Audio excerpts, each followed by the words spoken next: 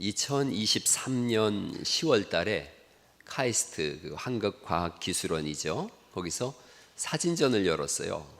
그 사진전을 여는 그 단체 이름이 그 학교의 실패연구소예요. 실패연구소. 저렇게 이제 실패연구소 그래서 저렇게 쓰러진 의자를 찍어놓고 누군가 일으켜 준다면 금방 제 역할을 할 수 있겠지 이런 거예요. 그러니까 저기서는 자기가 실패했던 것들을 쭉 적어놨어요.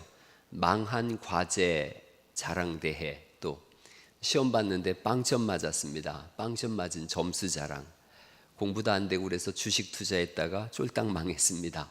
이런 것들을 전부 저기다가 전시를 한 거예요. 실패의 자리에 있을 때 어떻게 할 것인가 하는 거예요. 내가 실패했을 때 어떻게 할 것인가. 우리가 읽은 복음서는 요한복음이라 그럽니다. 마태, 마가, 누가복음을 공관복음이라 그래요. 함께 봤다 그래서 공관이에요. 더불어 공자에 볼관자예요. 공관복음은 마태, 마가, 누가복음까지고요. 요한복음까지를 치면 사복음서라 그럽니다. 그 요한복음은 공관복음서는 아니에요. 마태, 마가, 누가복음서와 요한복음에 쓰여진 그 내용들이 조금씩 달라요. 공관복음에는 오늘 우리가 읽은 이 18장에 있는 이 내용에서 예수님이 잡히는 장면을 마태, 마가, 누가복음에서는 장소를 정확하게 합니다. 겟셋마네에서 붙잡혔다. 감람산에서 붙잡혔다. 그런데 이제 요한복음에서는 두리뭉실하게 18장 1절에 그냥 동산 이렇게 말씀하세요. 하반절에 동산이 있는데 제자들과 함께 들어가시니라. 동산이라고 표현하심으로 인해서 요한복음이 보는 것처럼 에덴 동산을 암시하고 있어요. 그런가 하면 19장 5절에 있는 말씀인데 제가 읽어볼게요. 19장 5절에는 그런 말씀이 있습니다. 이에 예수께서 가시관을 쓰고 자색 옷을 입고 나오시니 빌라도가 그들에게 말하되 보라 이 사람이로다 하매 이렇게 말씀하고 있어요. 보라 이 사람이로다. 이게 헬라어로 이제 안트로포스 하면 사람이란 뜻인데 바로 그 사람, 영어로 here is the man, 바로 그 사람이다. 그렇게 함으로 인해서 요한복음은 창세기와 맥을 비슷하게 가져가고 있는데 아담을 상징할 수 있다는 거죠. 그렇게 보면 동산은 에덴 동산, 이 사람은 아담, 그렇게 표현되어지면 예수님이야말로 새 동산, 새 에덴 동산의 새 아담, 예수님을 성경은 두 번째 아담이라고 표현하고 있어요. 그러니까 실패했던 에덴 동산에 아담이 있는가 하면 예수님은 새 에덴 동산의 두 번째 아담, 성공한 아담, 이걸 표현하고 있는 거예요. 그러니까 예수님 안에서 우리의 삶이 새롭게 시작될 수 있다라는 것을 요한복음은 제시하고 있다는 거죠. 그런 배경에서 보면 예수님이 어떤 분인지를 18장 5절에 이렇게 말씀하고 있어요. 4절 말씀에는 너희가 누구를 찾느냐 그랬더니 5절에 대답하되 나사렛 예수라 이렇게 표현하고 있거든요. 나사렛 예수, 예수님의 별명이에요. 이건 다시 예수 나사렛 사람 이런 뜻인데 예수님이 메시아이시라는 즉 그리스도시라고 하는 증거가 나사렛 사람이라는 거예요. 마태복음 2장 23절에 있는 말씀인데 나사렛이란 동네에 가서 사니 이는 선지자로 하신 말씀 후에 나사렛 사람이라 칭하리라 하심을 이루려 하심이라. 그러니까 메시아는 어디서 나는 사람인가? 나사렛 사람이어야 된다는 거예요. 그리고 이것은 구약성경 이사야서 11장 1절에 있는 약속의 말씀인데 이새의 줄기에서 한 싹이 나며 그 뿌리에서 한 가지가 나서 결실할 것이요 그랬는데 가지라고 하는 이 단어가 넷제르라는 거예요. 넷제르의 또 다른 의미이 나사렛이에요. 그러니까 예수 그러면 나사렛 사람, 메시아, 그리스도, 구원자 이렇게 연결이 쭉 되는 거예요. 그러니까 이제 다시 한번 처음부터 말씀드리면 에덴 동산에서 아담이 실패했지만 새로운 하나님 나라를 세워가시는 두 번째 아담이신 예수님, 그는 누구신가? 구약에 예언되어진 나사렛 사람, 그리스도, 구원자 이런 의미를 쭉 내포하고 있어요. 구원이라는 말씀은 모든 환경에서 우리를 건져내시는 분, 묶인 것을 풀어주시는 분, 모든 질병에서부터 소생시키시는 분, 절망을 바꿔서 소망되게 하시는 분, 그분이 구원자이신 우리 주 예수 그리스도인 줄 믿으시기 바랍니다. 그러니까 예수님 앞에서는 환경이 풀어지는 거예요. 모든 갇혀진 곳에서 자유함을 얻는 거예요. 이스라엘 백성들이 이집트에서 노예로 살고 있었지만 거기서 풀려났듯이 예수님이 이 땅에 우리가 죄악의 노예로 살고 있었던 우리를 풀어내 주셔서 자유하게 하시는 거예요. 그렇게 하시는 예수님이 어떤 분이신가를 이렇게 말씀하고 있어요. 너희가 누구를 찾느냐 그랬더니 5절에 대답하되 나사렛 예수라 하시거늘 이르시되 내가 그니라 이렇게 말씀하세요. 내가 그로라, 내가 그다. 내가 그니라라고 하는 이 말씀은 역시 그 모세를 하나님이 만나 주셨을 때 모세가 하나님께 묻지 않습니까? 누구십니까? 하나님 누구십니까? 이름이 뭡니까? 출애굽기 3장 14절 말씀에 하나님 모세에게 이렇게 말씀하시거든요. 나는 스스로 있는 자 아니라. 나는 스스로 있는 자 아니라는 것과 똑같은 그 말씀이 내가 그니라 이런 말씀이에요. 그러니까 하나님의 자기 계시, 자기 신적 계시가 나는 나다 이거예요.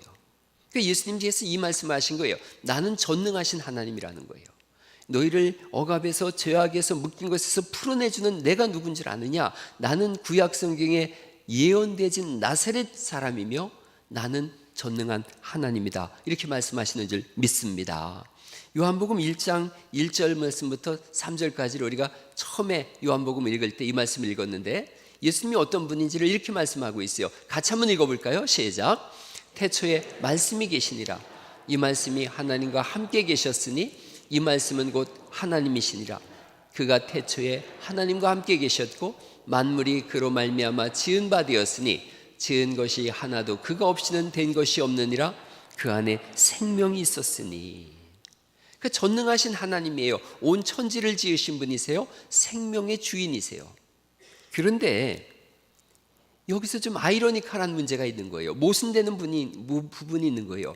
그런 분이신데 온 천지를 지으신 분이신데 생명의 주인이신데 사람들에게 체포되셨다는 거예요. 아니 하나님인데 어떻게 붙잡힐 수가 있냐는 거예요. 이 당시 제자들도 다 당황했어요. 예수님을 붙잡겠다고 여기 군대가 왔다 그랬는데 이 당시 군대는 600명가량을 말씀하고 있어요.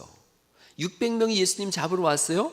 우리가 잘 알다시피 열왕기하 19장에 아수르 군대가 쳐들어왔을 때 여호와의 사자가 그 밤에 나가서 18만 5천 명을 하룻밤 사이에 다 죽였거든요. 600명 군대는 아무것도 아닌 거예요. 그러니까 베드로는 이렇게 생각한 거죠. 600명이 쳐들어왔다고? 예수님이 누구신데 하나님 아니냐? 칼을 빼든 거예요. 그리고 대제사장의 하인 말구의 귀를 뺍니다. 베드로는 이렇게 외쳤겠죠. 니들 다 죽었어. 덤벼.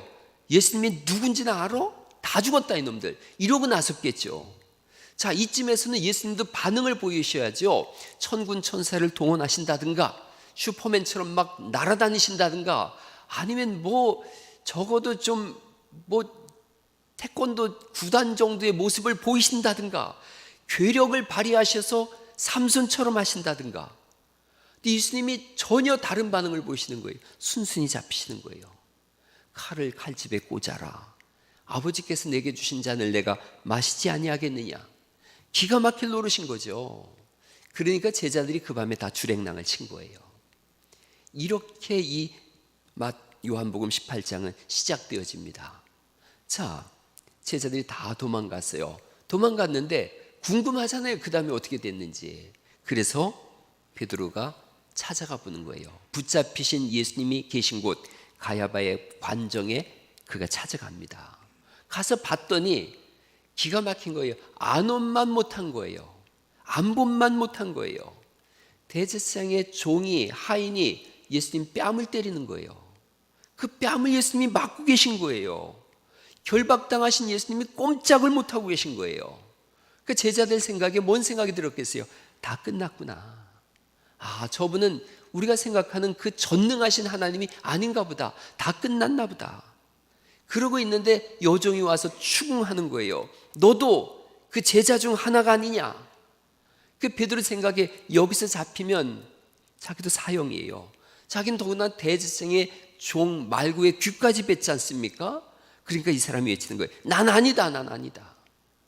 그런데 18장 26절 말씀을 보시겠어요? 18장 26절에 25절부터 이렇게 시작되어집니다. 18장 25절에 시몬 베드로가 서서 불을 쬐더니 사람들이 묻되 너도 그 제자 중 하나가 아니냐? 베드로가 부인하여 이르되 나는 아니다. 난 아니다. 아니야. 잘못 봤어.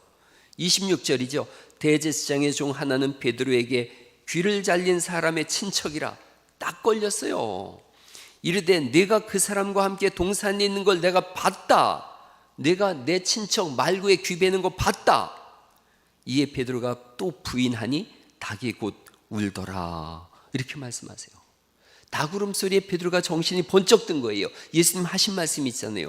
오늘 밤에 닭 울기 전에 내가 3번 나를 부인하리라. 이 밤에 베드로가 통곡을 합니다.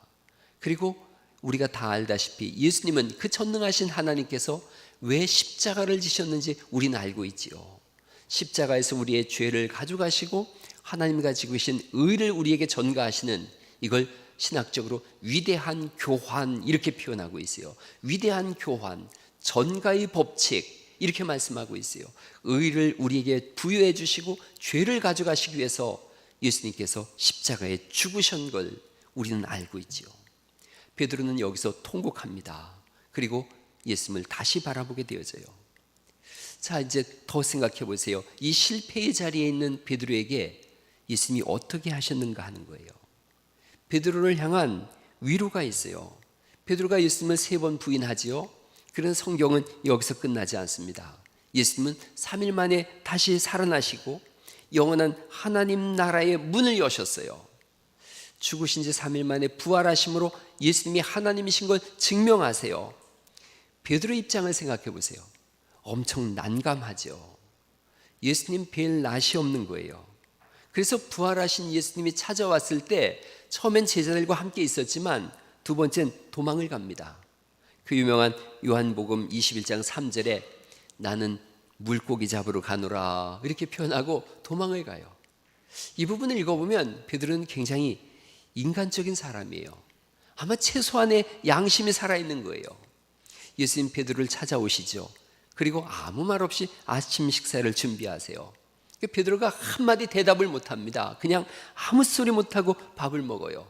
예수님이 물으세요. 나를 사랑하느냐? 21장에 있는 그 다시 한번 사명을 주시는 말씀이죠. 나를 사랑하느냐? 나를 사랑하느냐? 3번 물으시고 내 양을 먹이라, 내 양을 치라, 사명을 주세요. 그 예수님이 실패한 사람을 만나서서 하시는 일이에요.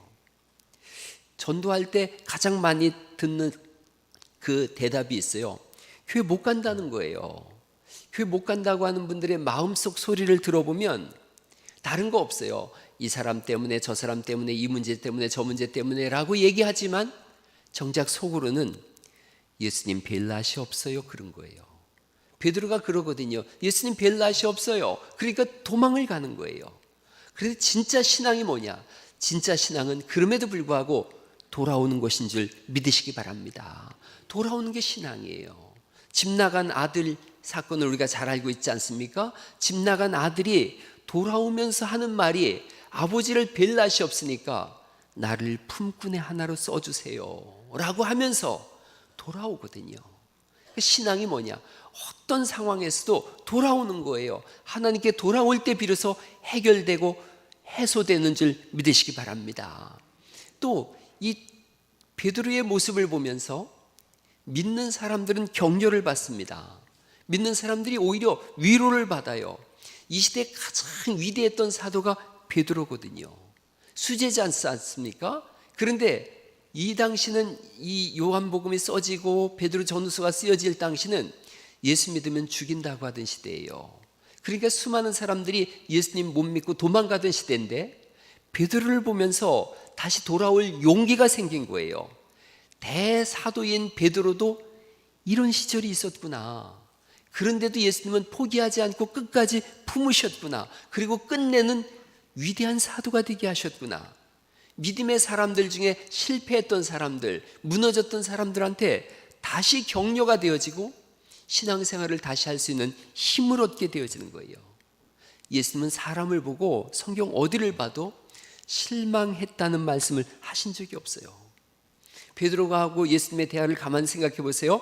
예수님이 이렇게 말씀하세요. 내가 오늘 밤에 붙잡힐 것이고 너희는 다 도망가게 될 거다. 그때 베드로가 쓱 나서서 한 말이 뭐예요? 다 주를 버릴지라도 나는 버리지 않겠습니다. 나는 목숨을 걸고 주를 따르겠습니다. 그래놓고 도망갔거든요.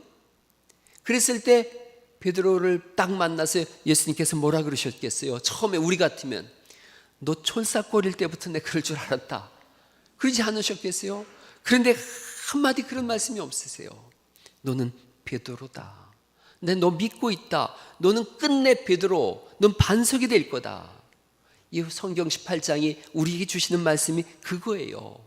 우리의 끝을 보고 계신 거예요. 실패한 그 단면을 보고 판단하지 않고 그 다음 스텝을, 그 다음 상황을, 그 다음 시간을 하나님은 보고 계세요. 누구에게나 실패가 있어요. 그런데 예수님은 어떤 분이신가? 세컨 찬스를, 두 번째 기회를 주시는 분이세요. 실패를 실패자라고 낙인 찍지 않습니다. 그래서 우리도 이 말씀을 보고 배우는 거예요. 한순간을 보면서 그 사람의 인생 전체를 판단하는 어리석음이 없기를 간절히 바랍니다. 베드로는 가만히 보니까 늘 실수해요. 그리고 막 열정이 넘쳐가지고 앞서긴 하는데 많이 실패해요. 예수님께서 무리를 걸으실 때도 나도 걸어보겠습니다. 그러고 걸어가다 또 풍덩 빠지지 않습니까? 근데 예수님은 베드로의 그 인생 그 단면, 그 실패한 그 부분을 보지 않고 전체를 보고 계세요. 지금은 연약해서 예수님을 부인하고 있지만 결국 반석이 될 거고 가장 위대한 사도가 될 거라는 것을 알고 계세요. 눈앞의 현상만 바라보지 않고 끝을 보고 계세요. 우리는 그 사람의 몇 번의 실패를 보거나 한 번의 실패를 보면서 그냥 실패자로 낙인을 찍더라고요. 그 스티그마 효과라는 게 있어요. 스티그마 효과. 부정적인 낙인이 찍힌 사람은 자신도 그 낙인을 본인도 찍는다는 거예요. 그리고 더 나쁜 행동을 보인다는 거예요. 편견, 차별 이런 것들이 그 사람으로 하여금 부정적인 행동을 유발하게 한다는 거예요. 그래서 이런 거예요. 나를 그렇게 봤다고? 그래 이제 막 나가기로 했어. 저 그림 보면 제가 보면서 재밌어요. 넌 구제불능이야. 나쁜 녀석, 거짓말쟁이. 그러면 이 사람이 이렇게 외친다는 거예요. 진짜 나쁜 녀석이 뭔지 내가 보여줄게. 이제 삐뚤어질 거야. 이게 스티그마 효과예요. 낙인 효과예요. 낙인을 찍어서 몹쓸 인간으로 만들어버리는 거예요. 반대말도 있어요. 피그말리온 효과라 그래요. 피그말리온 효과. 대상에 대한 기대가 크면 상대방은 그걸 충족시키기 위해서 노력하게 되고 더 잘 열심히 잘하게 된다는 거예요. 그래서 저거 도장 참 좋잖아요. 참 잘했어요. 옆 사람한테 한번 해보세요. 시작. 참 잘했어요. 참 잘했어요. 이게 되게 중요해요. 예수님은 베드로 보시면서 낙인을 찍지 않습니다. 가만히 이렇게 접근해 보면 예수님은 낙인 효과가 아니라 피그말리온 효과인 거예요. 너 지금은 무너졌지만 반드시 베드로 될 거다. 너 잘 될 거다. 반석 될 거다. 믿음의 영웅이 될 거다. 결국은 베드로는 그렇게 되어져요. 신앙생활하면서 이렇게 상담해 보면서 가정을 보면서 그런 생각해요. 하늘을 우러러 한 점 부끄러움이 없는 사람, 그 사람이 때로는 가장 폭력적일 수 있어요. 내가 하늘 우러러 한 점 부끄러움이 없으니까 그 잣대로 모든 사람을 보면서 폭력적이 될 수가 있어요. 바리새인과 사두개인들이 그러했어요. 바리새인과 사두개인들은 정말 하늘을 우러러 한 점 부끄러움이 없다 그렇게 생각했던 거예요. 그러니까 그 한 점 부끄러움 없는 자기의 삶으로 약자들과 무너진 사람들은 사정없이 낙인을 찍는 거예요. 너는 죄인, 너도 죄인, 너도 죄인. 그런데 진짜 하늘을 우러러 한 점 부끄러움이 없는 분이 누구세요? 예수님이시지 않습니까? 예수님이 이 땅에 오셔서 낙인 찍는 일을 하지 않으셨어요. 오히려 그들을 세워줘요. 그렇게 실패한 베드로를 보면서 너는 반석이 될 거다 이렇게 하세요. 교회는 낙인을 찍는 게 아니라 낙인을 지워주는 곳인 줄 믿으시기 바랍니다. 죄인으로 이 땅에 왔는데, 이곳에 왔는데 주님이 그걸 낙인을 지워주시는 거예요. 실패한 인생이 왔는데 실패자로 끝나지 않도록 교회가 어떤 곳인가? 저는 매주 새로운 도화지를 받는 곳이다 이렇게 생각되어져요. 새로운 깨끗한 종이 한 장을 받는 거예요. 거기서 예수님께서 말씀하는 거예요. 새롭게 그려봐라, 새롭게 그려봐라. 세월 지나가면서 나이 들면 여러분 어떤 생각 드세요? 내가 인생을 다시 시작할 수 있었다면, 내가 다시 시작할 기회가 있다면, 그게 어디서 가능한가? 교회예요. 예배 때 예수님이 새로운 종이 한 장을 주면서 다시 써봐라, 다시 써봐라. 이전에 있었던 종이 내가 찢어버리겠다. 실패했던 인생, 내가 지워버리고 싶었던 그 인생 내가 지울게, 내가 찢어버릴게. 그리고 다시 종이를 줘볼 테니 다시 시작해봐라. 그렇게 새롭게 쓰는데 누군가가 와가지고 거기에 빨간 도장으로 죄인 낙인을 찍어버린다 그러면 이 교회는 도살장이 되어져 버려요. 교회는 낙인 찍는 곳이 아니에요. 평가하거나 비판하는 곳이 아니에요. 가정도 마찬가지예요. 가정에서 아버지가 화가 나고 이 쓸모없는 놈 그래버리면 그는 평생 고통 속에 살아요. 격려하고 응원하고 할 수 있다 그러고 그렇게 세워주는 곳이 가정이고 교회인 줄 믿습니다. 지난 목자 모임 때 제가 쓰담쓰담 카드를 나누고 목자들과 쓰담 카드를 나눴어요. 거기에 쓰담 카드에 이런 글들이 있어서 제가 사진을 찍었어요. 같이 한번 읽어보실래요? 시작. 우리는 모두 완벽하지 않습니다. 이걸 나눠주는 거예요. 또 읽어보죠. 시작. 당신은 꼭 필요한 사람입니다. 다음, 나는 당신이 잘 이겨낼 줄 알았어요. 그 다음, 지금부터는 우리가 함께 하겠습니다. 또 마음을 얘기할 수 있는 친구가 되어드리겠습니다. 그 다음, 내가 밥 살게. 이건 옆 사람 보고 한번 해보죠. 시작. 내가 밥 살게. 내가 밥 살게. 예. 그리고 또 이거 같이 한번 읽어볼까요? 시작. 항상 고맙고 따뜻하고 든든하다. 그 다음 거 이게 마지막이니까 다시 한번 읽어보죠. 시작. 내가 안아줄게. 이게 교회예요. 교회는 어떤 곳인가? 쓰담쓰담 카드인 거예요. 그 쓰담쓰담 카드를 나누는 거예요. 이사야서 42장 3절에 하나님이 우리에게 하신 말씀이에요. 상한 갈대를 꺾지 아니하며 꺼져가는 등불을 끄지 아니하고 이렇게 말씀하세요. 상한 갈대 뚝 부러져 가지고 반쯤 부러져서 비참한 상태예요. 죄로 인해서 죽을 수밖에 없는 연약한 우리의 모습이에요. 꺼져가는 등불, 어릴 때 등불 다 켜보셔서 하지만 꺼져가는 등불은 냄새가 나고 끓음이 나요. 꺼버려야 되는데 주님은 끄지 않겠다는 거예요. 거기에 다시 기름을 부어주시겠다는 거예요. 반쯤 부러진 그 갈대를 세우고 부목을 대주시겠다는 거예요. 버림받았다고 체념하는 사람들, 공허한 마음과 병든 마음으로, 병든 육신으로 마음 들 곳이 없는 사람들, 이들을 향해서 주님 말씀하세요. 내가 다시 기름을 부어서 다시 살아날 수 있게 할게. 내가 쓰담 카드가 되어줄게. 그리고 내가 너의 그 다음 스텝을 이끌어 줄게. 대한민국의 하루 자살자 수가 2018년 5년 전에만 해도 37명이었어요. 지금은 훨씬 더 많이 늘었다 그래요. 1년에 13,670명이 저 극단적인 선택을 해요. 왜 자살을 하는가?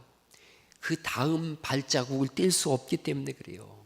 근데 소망이 없어요. 다음 발자국을 뗄 수 있는 자신이 없어요. 상한 갈대예요. 꺼져가는 등불이에요. 그래서 자살을 하는 거예요. 상처받았는데 외면당하기까지 하고 있어요. 그래서 생을 포기하는 거예요. 예수님 다른 분이세요. 상한 갈대 꺾지 않겠다. 소생시키시는 분이에요. 기름 꺼져가는 기름 내가 마저 끄지 않고 기름을 부어주겠다. 이사야서 42장 3절엔 이렇게 말씀하신 예수님께서 하나님께서 이사야서 42장 6절에 그 다음에는 이런 표현을 쓰고 있어요. 같이 한번 읽어보죠. 시작. 나 여호와가 의로 너를 불렀은즉 내가 네 손을 잡아 너를 보호하며 너를 세워 백성의 언약과 이방의 빛이 되게 하리니 네가 눈먼 자들의 눈을 밝히며 갇힌 자를 감옥에서 이끌어내며 흑암에 앉은 자를 감방에서 나오게 하리라. 저 말씀 계속 그냥 봐보세요. 나 여호와가 의로 너를 불렀은즉 할 때 너는 1차적으로는 예수님이세요. 그리고 오늘날 우리를 말씀하고 있어요. 내가 네 손을 잡아 너를 보호하며 너를 세워 백성의 언약과 이방의 빛이 되게 하겠다는 거예요. 그 등불에 불을 넣겠다는 거예요. 내가 눈먼 자들의 눈을 밝히며 갇힌 자를 감옥에서 이끌어내며, 그게 구원이라고 제가 말씀드렸죠. 흑암에 앉은 자를 감방에서 나오게 하리라, 풀어주는 거, 그게 구원인데, 하나님께서 예수님을 보내서 그렇게 하시겠다고 말씀하고 있고, 오늘 예수님 믿는 우리를 통해서 이 일을 하시라고 하는 거예요. 그러니까 예수님 이 땅에 오셔서 늘 하시는 생각이 뭐냐면, 어떻게 하면 저들을 살릴까, 이 생각을 하세요. 요한복음 12장을 우리가 지난번에 읽었는데, 12장에는 예수님께서 그들의 병을 다 고치셨다고 15절에 말씀하고 있어요. 예수님이 그들의 병을 다 고쳤는데 12장 15절 그 다음에 16절부터는 바리새인과 사두개인 서기관들은 어떻게 하면 예수를 죽일까, 이 고민을 하고 있는 거예요. 예수님은 살리고 계신데 어떻게 하면 저를 죽일까, 그거에 대한 예수님의 반응이 12장 19절에 있는데, 다투지도 아니하고 들레지도 아니하리니. 들렌다라는 말씀이 소리 지른다는 뜻이에요. 예수님 살리고 있는데 와서 죽이려고 하고 있어요. 거기에 대해서 예수님은 다투지도 않고 소리 지르지도 않는다는 거예요. 제가 성경을 읽어봐도 여러분 다 읽어보셨지만, 예수님은 평생 서운하다는 말씀을 안 하셨더라고요. 이게 참 기가 막히죠. 베드로한테 너 서운해? 그럴 수 있어? 이런 말씀이 없어요. 사람 살리고서 그 사람들 오병이 여기적으로 5,000명을 먹였는데 다 도망가잖아요. 이런 배은망덕한 인간들, 이런 말씀이 하나도 없어요. 오히려 예수님은 그런 상황 속에서 늘 하신 말씀이 불쌍히 여기셨다. 불쌍히 여기셨다. 세상은 상한 갈 때는 밟아버립니다. 꺼져가는 등불은 냄새난다고 꺼버리는 게 세상인데, 예수님은 달라요. 나는 너를 보호하고 너를 세우고 빛이 되게 하고 이끌어내고 풀어주겠다. 교회도 성도도 이런 마음을 품어야 되는 줄 믿습니다. 서로 긍휼히 여기는 거예요. 귀하게 여기는 거예요. 자신도 귀하게 여기는 거예요. 교회는 어떤 사람이 실력자냐, 쓰담쓰담을 말하고 행동하는 사람이, 그 사람이 진실한 신앙인이에요. 옆 사람한테 한 번 더 얘기해 보세요. 쓰담쓰담 해드리겠습니다. 한 번 해보세요. 시작. 쓰담쓰담 하는 거예요. 실패자가 어떻게 일어날 수 있는가? 쓰담쓰담 할 때 일어나는 거예요. 그런가 하면 자기 자신을 향한 것도 있어야 돼요.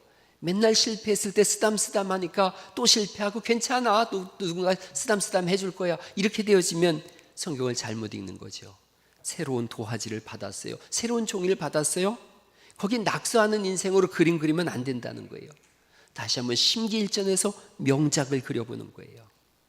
남강 이승훈 선생님이 있어요. 3.1절 때 그 3.1운동, 김인현 3월 1일 날 3.1운동 할 때 이분이 이걸 통과시켜서 이뤄냈고, 기독교의 대표로 나간 분이에요. 이분은 돈을 버는 게 삶의 목적이었어요. 40대가 됐을 때 오늘날 돈으로 환산해서 100억 원을 가진 사람이에요. 그런데 1907년에 우연히 도산 안창호 선생이 강연하는 것을 들었어요. 이렇게 강연하는 거예요. 일본이 우리나라를 삼켜 먹으려고 하고 있으니 온 국민은 정신을 차리고 썩어 빠진 구습을 벗어버리고 한 마음 한 뜻으로 뭉쳐서 나라를 지켜야 합니다 라고 역설을 했는데, 이게 가슴에 불이 확 들어왔어요. 자기보다 14살이나 어린 도산 안창호 선생한테 가서 허리를 굽혀 인사를 하고 그의 손을 잡습니다. 앞으로 나라를 위해서 함께 행동하겠습니다. 그 다음날, 그날로 상투를 잘라버리고 이분이 술과 담배를 끊습니다. 사제를 털어서 오산 학교를 세웠어요. 그가 43살 되던 해예요. 그리고 3년이 지났어요. 이분이 한일합방이 일어난 걸 보고 막 너무 울분이 치올라서서 그 마음 들 곳이 없는 거예요. 평양 거리를 헤매다가 산정현 교회를 들어갔어요. 산정현 교회 들어갔더니 한석진 목사가 그때 십자가의 고난이라고 하는 제목으로 설교를 합니다. 십자가에 나타난 하나님의 희생과 사랑만이 우리의 영혼을 구원하고 이 나라를 세워갈 수 있습니다. 이걸 들으면서 가슴에 또 불이 들어왔어요. 그날부터 내가 예수님 믿겠습니다. 그 예수님 믿자마자 이분이 대단한 분이에요. 2달 만에 오산 교회를 또 세웠어요. 교회를 지었어요. 예수님 믿고 완전히 다른 삶을 삽니다. 예수님 믿은 지 3개월 되던 달 일본 경찰에 붙잡혀서 서울 총간부 구치소에 수감됩니다. 말도 못할 고문을 받아요. 이분 나중에 그 고문 후유증으로 돌아가셨는데, 그런데 이분이 거기서 고백해요. 내가 여기 구치소에 갇혀서 그동안 수없이 많은 고문을 달게 받으면서 참아낼 수 있었던 것은 십자가 고난에 동참하는 신앙의 힘이었습니다. 하나님을 믿지 않았다면 저는 벌써 절망하고 말았을 겁니다. 이분이 1919년 3월 1일 운동 때 다시 일경에 체포되어지고 3년 동안 평양 감옥에 투옥됐는데, 그 믿음은 그 감옥 속에서 더 굳건해졌어요. 구약 성경을 20번을 읽습니다. 이승훈 장로님의 전기를 쓴 오병학의 기록을 보면 이런 기록이 나옵니다.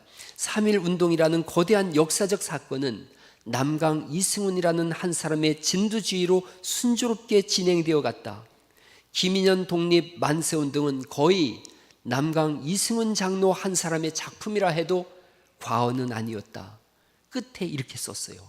3.1 운동이 남강 이승훈의 작품이었다면 그의 일생은 곧 하나님의 작품이었으리라.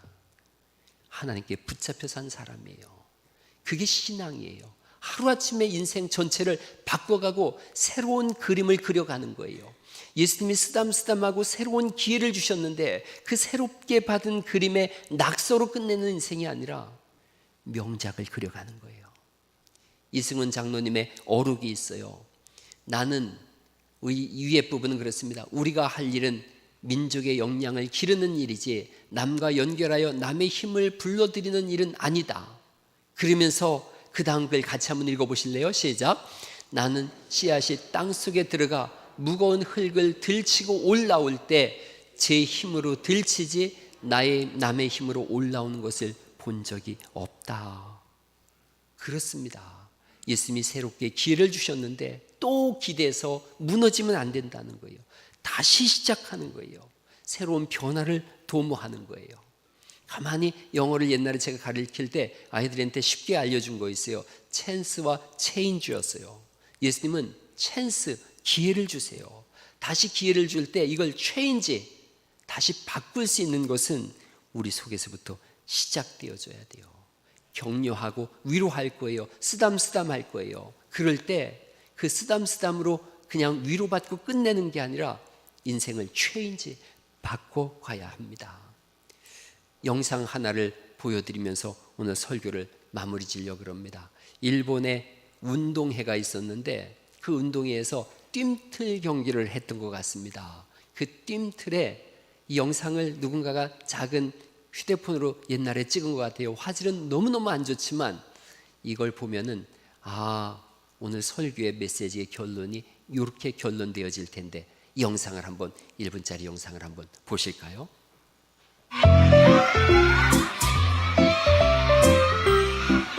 운동회가 열렸습니다. 저 아이가 압도적인 실력을 뽐냅니다. 아이들이 5개를 못 넘는데 10단까지 도전하게 되었어요. 그런데 뛰어넘기가 쉽지 않습니다. 자기보다 훨씬 높거든요. 다시 한번 도전합니다. 도저히 무리인 것 같아요. 아이가 눈물을 막 흘려요. 도전하고 또 도전하지만 안 돼요. 그럴 때 반 친구들이 다 돌아서요. 응원을 해줘요.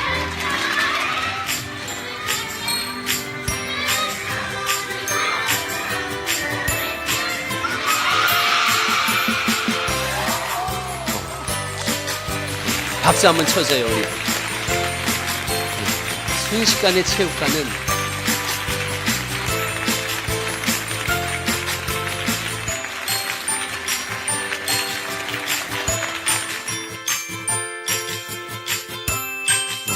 이 설교의 결론이 그렇습니다. 응원하는 거예요. 그리고 그 응원을 힘입어서 자기가 힘을 내는 거예요. 이분이 이 글을 올리고 맨 끝에 보니까 데살로니가전서 5장 14절 말씀을 올렸던데, 제가 오늘 결론을 이 말씀을 썼는데 너무 기가 막히게 매치가 돼서 이 말씀 같이 한번 읽어보면서 오늘 마치려고 합니다. 같이 한번 읽어보시죠. 시작. 또 형제들아 너희를 권면하노니 게으른 자들을 권계하며 마음이 약한 자들을 격려하고 힘이 없는 자들을 붙들어주며 모든 사람에게 오래 참으라. 나는 비난하지 않습니다. 나는 비판하지 않습니다. 나는 응원합니다. 나는 격려합니다. 그럴 때 누군가는 새로운 체인지를, 삶의 변화를 가져옵니다. 그런 삶이 우리 교회 안에 풍성하게 일어나서 실패가 실패자로 끝나지 않고 새로운 인생을 열어갈 수 있는 도전이 될 수 있기를 예수님의 이름으로 축원합니다.